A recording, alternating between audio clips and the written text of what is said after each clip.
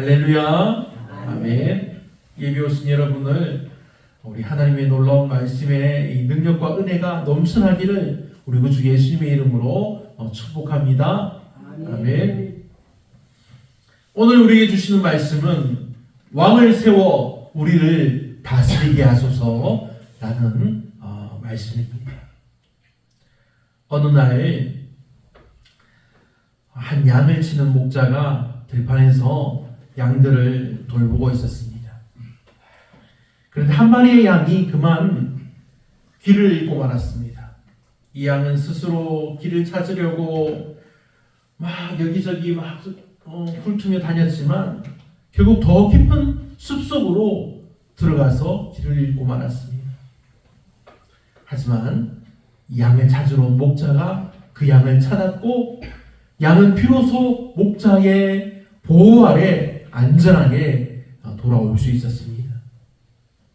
이 예화는 우리가 하나님을 떠나서 세상의 길을 찾으려고 할 때에 오히려 더 큰 혼란과 위험에 빠질 수 있다는 것을 알게 해줍니다. 오늘 본문에 나오는 이스라엘 백성도 마찬가지입니다. 이스라엘 백성들은 하나님을 신뢰하기보다는 자신들도 세상의 왕과 같이 자신을 다스리는 인간인 왕을 의지하려고 했을 때 사무엘로부터 그들이 맞이해야 할 고통과 어려움을 예고받았습니다. 하지만 이 이스라엘 백성들은 하나님이 그들에게 왕을 세우라는 말만 귀에 들렸습니다.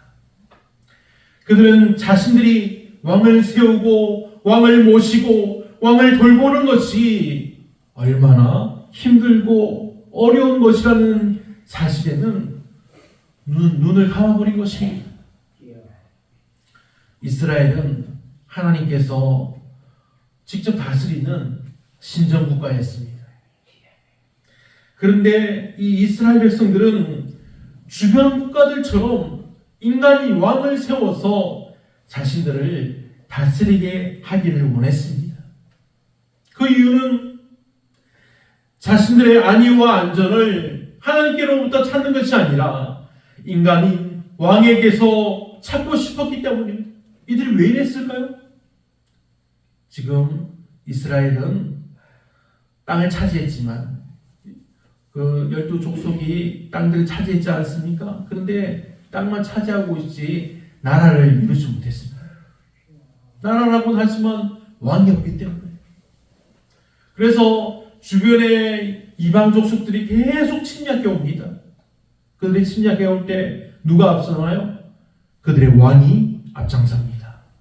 왕이 군대를 동원해서 쳐들어오는 것입니다. 얼마나 그게 무서울까요? 오늘은 저쪽의 왕이 쳐들어오고 내일은 또 저쪽의 왕이 쳐들어오고 그 다음에는 또 저쪽의 왕이 또 쳐들어옵니다. 그것이 두려웠던 것입니다. 그래서 자기들에게도 왕을 세워달라고 요청한 것입니다. 사무엘은 이것을 듣고 경고합니다. 하지만 백성들은 왕을 요구하는 마음을 굽히지 않았습니다. 오늘 본문에서 우리가 알 수 있는 것은 이스라엘 백성들을 다스리던 장로들이 모여서 사무엘에게 말하는 것입니다. 그들이 사무엘에게 말한 것은 창문 좀 열어주세요. 하나님께 자기들을 다스릴 인간 왕을 세워달라는 것입니다. 왜 그랬을까요? 자신들에게 왕이 없어서 그랬나요? 이스라엘 백성들에게는 하나님의 백성이라는 수식어가 있습니다. 하나님 믿지 않는 주변의 이방 족속들도 이스라엘 사람들을 보고 저 사람들은 하나님의 백성이다. 그것을 알고 있을 정도였습니다. 이것은 하나님이 이 세상에서 이스라엘 백성들을 사랑하고 사랑한다는 표식입니다. 세상에서 하나님이 이 이스라엘 백성들을 지키고 보호하신다는 표식입니다. 하지만 이스라엘 백성들은 보이지 않는 하나님을 믿는다는 것이 너무 힘들었습니다. 이전에 수백 년 전이지요. 수백 년 전에 자신들의 조상들이 애굽에서 떠나 지금 자신들이 살고 있는 그 땅으로 오게 하신 것이 하나님이심을 지금 이스라엘 백성들은 잊어버린 것입니다. 무엇보다 지금 이스라엘 민족은 자신들이 지금 피해를 입고 침략을 당하고 괴롭힘을 당하는 이유가 자신들에게는 왕이 없었기 때문이라고 생각하는 것입니다. 왕이 있는 나라들이 자꾸만 왕을 중심으로 군대를 모집해서 이스라엘을 침략해 옵니다. 하지만 하나님의 심판은 어떻습니까? 그 왕을 중심으로 침략한 나라에 하나님의 심판이 내립니다. 망하게 됩니다. 이스라엘은 하나님의 백성입니다. 하나님의 백성인 이스라엘을 하나님께서 사랑하시고 아끼신다는 사실입니다. 하나님의 백성을 괴롭게 하는 것은 오직 하나님께 달려 있습니다. 사랑하는 믿음의 성도 여러분, 이 모든 것은 오직 하나님의 사랑을 알게 하시려고 하시는 하나님의 계획이심을 믿으시길 바랍니다. 하지만 본문에는 이 이스라엘 백성들은 자신들에게는 왕이 필요하다고 생각합니다. 이스라엘 백성들은 하나님께 자신들의 뜻을 모아서 하나님께 알립니다. 이 요청을 들은 하나님이 어떠하실까요? 종들이 주인에게 새로운 왕을 요구합니다. 종들이 새 왕을 요구한 것은 주인에게서 마음이 떠난 것과 같습니다. 종들이 세상 사람들과 같이 자신들을 다스릴 왕을 하나님께 요구한 것은 주인에게서 자유를 원하는 것과 마찬가지입니다. 하나님은 이스라엘 백성들에게 아버지가 되십니다. 하나님은 이스라엘 백성에게 아버지요, 남편이요, 사랑하는 자라는 사실입니다. 하지만 이스라엘 백성들이 자신들은 이제 세상의 자유를 찾는다고 말합니다. 자신들도 세상의 자유를 찾아서 마음껏 살고 싶다고 말하는 것입니다. 사랑하는 여러분, 하나님이 이스라엘에게서 자유를 감추었습니까? 자유를 뺏었습니까? 하나님이 이스라엘에게 맹목적인 충성과 헌신을 요구했습니까? 결코 그렇지 않습니다. 하나님이 이스라엘에게 요구하신 것은 무엇입니까? 사랑입니다. 사랑. 본문의 이전장인 사무엘상 7장에 하나님이 원하신 것이 무엇인지 나옵니다. 7장 2절을 보면 자기 소견에 옳은 대로 행하였던 이 이스라엘 백성들이 여호와를 사모하는 자들로 변했다는 것입니다. 이것은 분명히 선지자 사무엘을 통해서 나타나신 하나님의 은혜입니다. 이때 어떤 일이 있었습니까? 기럇 여아림에 하나님의 교회가 20년 동안 있을 때, 그때는 이 사무엘이 어린아이였습니다. 어린 사람이었습니다. 하지만 사무엘이 그 20년 동안의 기간 동안 이스라엘의 선지자 사무엘로 권위가 다져지는 기간이 되었습니다. 하나님의 말씀과 이상이 희귀했던 그 엘리 시대와 달리 이 사무엘의 시대는 하나님의 말씀과 이상이 꾸준히 선포되고 증거되었음이 분명한 것입니다. 이 언약궤에 이 소동이 있었지만 여전히 이 블레셋의 억압 속에서 어떻게 보면 이 이스라엘 민족의 땅은 블레셋이 다스릴 정도라고 말을 합니다. 그 블레셋의 억압 속에서 사무엘의 말씀 사역은 이스라엘의 마음을 변화시켰습니다. 북이스라엘 온 족속이 여호와를 사모하니라. 아멘. 이스라엘이 여호와를 사모하는 때에 사무엘은 본격적인 활동이 들어갑니다. 두 번의 회개운동과 이스라엘 민족의 지도자로서 지역들을 순회하며 이스라엘을 통치합니다. 7장 5절 말씀을 보면 사무엘이 이르되 온 이스라엘은 미스바로 모이라. 내가 너희를 위하여 여호와께 기도하리라 하매. 하나님의 선지자 사무엘로 인해서 미스바에 모여 하나님께 기도하며 회개운동을 하는 이스라엘에게 어떻게 보면 좋은 일과 선한 일만 생기면 좋지 않겠습니까? 하지만 이때 정말 무서운 일이 일어나는 것 같습니다. 이스라엘을 괴롭게 하고 이스라엘을 날마다 침략하고 노력하고 빼앗아가던 이 블레셋 족속들이 다 모여서 지금 이스라엘이 모여서 엉뚱한 짓을 하고 있다고 생각해 쳐들어온 것입니다. 하지만 기도하는 사무엘과 이스라엘 백성들을 보신 하나님이 이때 일하십니다. 10절을 봅니다. 블레셋 사람이 이스라엘과 싸우려고 가까이 오매 그날에 여호와께서 블레셋 사람에게 큰 우레를 발하여 그들을 어지럽게 하시니 그들이 이스라엘 앞에 패한지라. 아멘. 하나님은 기도하는 사람에게 말씀하십니다. 하나님은 기도하는 사람에게 일하시는 모습을 보여주십니다. 하나님은 기도하는 사람을 통하여 하나님의 일을 이루신다는 것입니다. 하나님은 기도하는 사람을 더욱더 사랑한다는 사실을 기억하시길 바랍니다.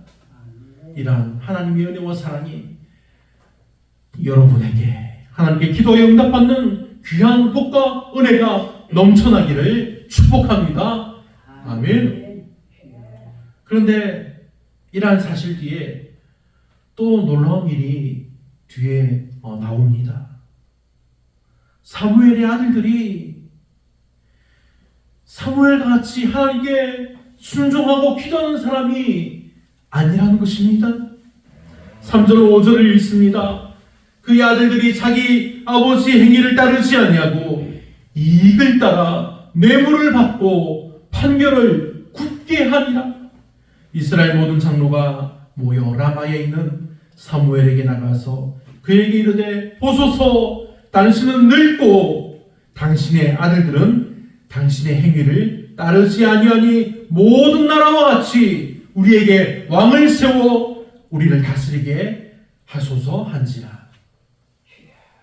이스라엘의 장로들이 사무엘에게 모여서 말합니다.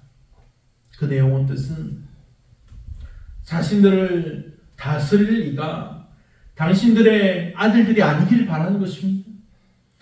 하나님을 속이고 백성들을 속이는 사람이 아니기를 바라는 것입니다. 그런데 그 내용이 이상하게 변합니다. 자신들에게 세상의 왕과 같이 자신들을 다스릴 왕을 세워달라는 것입니다.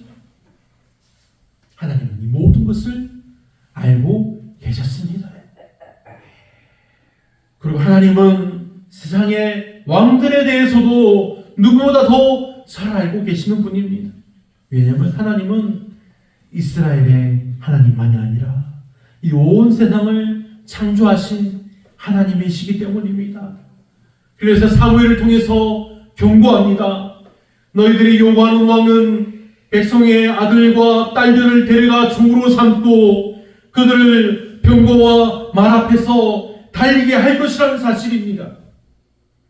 왕은 백성의 소유 중에서 좋은 것을 차지하고 자기의 무기와 병거를 준비하게 할 것이라는 사실입니다.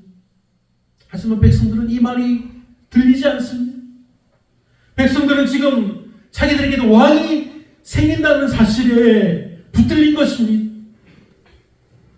이제 자신들도 강한 왕이 있게 된다는 사실이 이들을 움직인 것입니다.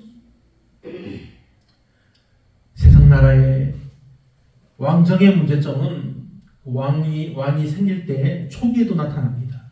초기 왕정에는 왕들이 나타나는 것을 무엇으로 표현했나요? 하늘이 내린다고 그렇게 말을 하고 알렸습니다.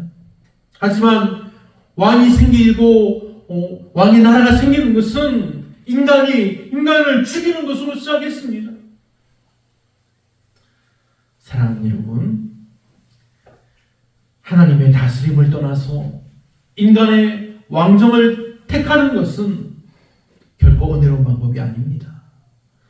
하지만 백성들은 하나님의 방법을 떠나서 자기의 방법으로 살겠다는 선택을 합니다. 하나님은 이미 하나된 통일된 이스라엘을 준비하셨는데 백성들이 요구한 왕은 하나님의 계획과 다르게 인간적인 왕이었습니다. 그래서 어떻게 됩니까? 사울 왕이 등극하고 뒤를 이어서 다윗 왕이 등극하고 솔로몬 왕 때 아주 놀라운 번영을 누립니다. 하지만 솔로몬 왕 이후에 나라가 둘로 쪼개어지게 됩니다. 이렇게 하나님의 다스림을 떠나서 인간의 방법을 택하는 선택은 항상 하나님의 은혜를 떠나 인간의 마음으로 하는 것뿐이라는 것입니다. 지금은 2024년입니다. 우리나라도 옛날 100년, 120년 전에 개화기를 거쳐서 나라가 이제 일시조선에서 변화가 됩니다. 일본 침략기를 거치고 1945년 우리나라가 광복을 이뤘습니다. 이때 우리나라는 민주주의와 자유경제를 바탕으로 한 민주공화국을 이루었습니다. 얼마나 지금 좋은 나라가 되었습니까? 수많은 세계 200개가 넘는 나라 중에서 항상 10위 안에 들고 어떨 때는 5등 안에 4등 안에 들 때가 있습니다. 근데 이렇게 잘 사는 나라에서 어느 대통령이 자신이 왕이 되겠다고 하면 누가 그 대통령의 편을 들까요? 아무도 편들어주지 않습니다. 하지만 오늘을 사는 사람들은 온 나라 사람들의 마음을 움직이는 위험한 힘을 가지고 있습니다. 왕을 세워 우리를 다스리게 하소서가 아니라 왕과 같이 우리 마음을 힘들게 하는, 어렵게 하는 이러한 것들이 너무 많아졌다는 사실입니다. 무엇이 있습니까? 지금 제 마음을 힘들게 하고 어렵게 하는 것은 우리 마을이 지금 사라지고 있다는 사실입니다. 이번 주에 저 밑에 쪽에 있던 그분도 또 이사를 갔습니다. 가신 거 알고 계시죠? 이 사실 우리 모든 우리 성도들의 마음도 아프게 합니다. 우리 자녀들과 후손들은 어떤 어려움을 가지고 있을까요? 요즘 학교들이 정말 이상해지고 있습니다. 동성애를 기본적인 것으로 하려고 합니다. 이 세상에 사람이 남자와 여자만 있는 것이 아니라 동성애자를 끼워서 2명이 아니라 3명이 된다는 것입니다. 남자와 여자가 사랑하는 것이 아니라 남자와 남자가 사랑하고 여자와 여자가 사랑해서 결혼까지 합법적이게 하는 그런 일들이 일어납니다. 초등학교에서 이것을 가르친다고 합니다. 너무 충격적이지 않습니까? 제 막내 아이가 지금 고3인데 이 아이가 초등학교 때부터 벌써 시작된 일이었습니다. 세상이 양심을 버리고 욕심을 가지고 살아가기 때문에 시작되는 것입니다. 하지만 이 세상은 잃어버린 양심이 무엇인지 찾는 사람도 있습니다. 하지만 세상은 양심을 찾는 사람보다 당장의 욕심을 찾는 사람으로 인해서 점점 더 병들어 갑니다. 그래서 지금 이 세상이 어떻게 되어가고 있습니까? 전 세계의 기후와 날씨가 이상해지고 북극이 이미 다 녹아버렸고 이제는 남극의 빙하들이 녹아가고 있습니다. 이제 5년, 7년, 6년이 지나면 물에 잠기는 곳이 더 많아질 거라고 예상하고 있습니다. 아직 어떻게 될지 모릅니다. 이때 하나님을 믿는 우리가 어떻게 살아야 할까요? 높은 산으로 우리 집을 옮기고 교회를 높은 곳으로 옮겨야 할까요? 세상 사람들은 자신들을 다스릴 사람을 세워달라고 하나님께 요청합니다. 지금 세상은 자신들을 다스릴 사람을, 어떻게 보면 왕을 세워달라고 하나님께 보채는 것입니다. 본문에는 사무엘 선지자가 백성들에게 미스바 언덕으로 모이게 합니다. 하지만 우리에게는 이렇게 화려하고 규모 있는 대형 집회가 먼저가 아닙니다. 우리에게는 우리를 다스릴 사람이 필요한 것이 아닙니다. 우리에게 필요한 것은 하나님 앞에 전심으로 우리 마음을 다해서 기도하여 구하는 것이 먼저인 것입니다.